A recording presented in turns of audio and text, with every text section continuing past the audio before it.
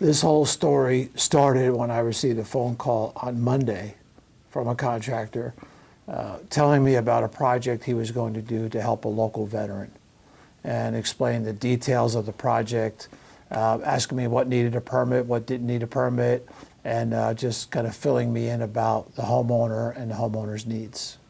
What I know about the homeowner is that he's almost totally blind. He is a Vietnam veteran. He's a very nice, kind gentleman, and he just has some physical needs, and changes need to be made to his home in order to make it more livable and more comfortable for him. Initially, I went into the Air Force. I was from the Air Force from 1965 to 1969. And then I went on and came to Florida and joined the active Army Reserve from 1978 to 1986. I went to Vietnam in 66. I think it was about September of 66. Our sister squadron was the 12th Air Commando, which is the ranch hands, the one that sprayed the Agent Orange. So obviously when they needed help, or we were always short of people, so I'd go work on their airplanes, help them out.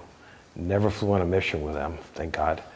But the Agent Orange definitely was in my system, and it caused a lot of problems. I moved to Port St. Lucie in 1981. I lost my eyesight in 1999. Losing my vision was pretty traumatic, to say the least. It's made me more dependent on other people. There's a couple cracks in the driveway, and I've crashed a couple times. One thing, when you start losing your sight, you gotta learn how to fall. When he started to lose his eyesight, I think we saw it coming, but when it finally came, it was so quick.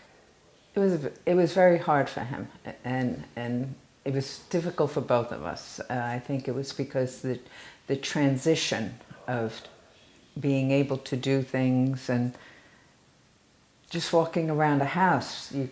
I don't know if anybody can even fathom that he walks into a wall, that he never did. I got involved with Jeff. We met back in 2015 when he was looking for a home, and kind of hit it off.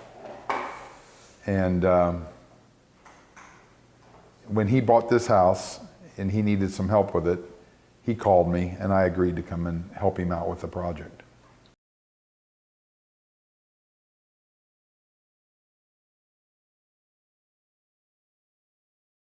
The enhancements that we're going to make on this project is we're going to install grab bars in his bathroom and in his shower to give him security, safety. We're going to put handrails going into the pool and into the spa for the same reason.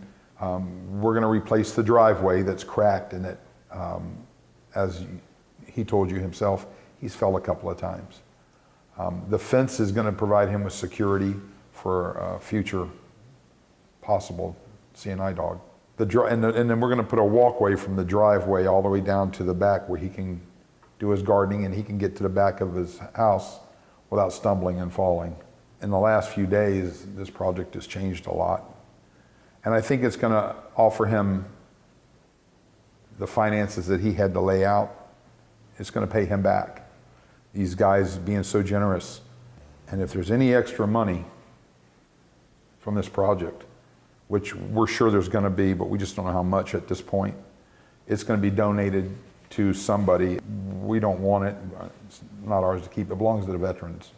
Working with the city's building department is dear to me. I sat on the contractor licensing board for 6 years. I know everybody in that building, and they're all super people. They'll go out of their way to help you.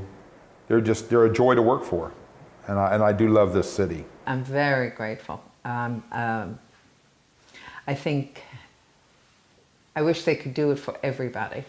The way the building department contributes to this is because he's a veteran, any permits that he has, we try to process as quickly as possible. And we also research the Florida statutes, because some of the permits are exempt from fees by Florida statutes.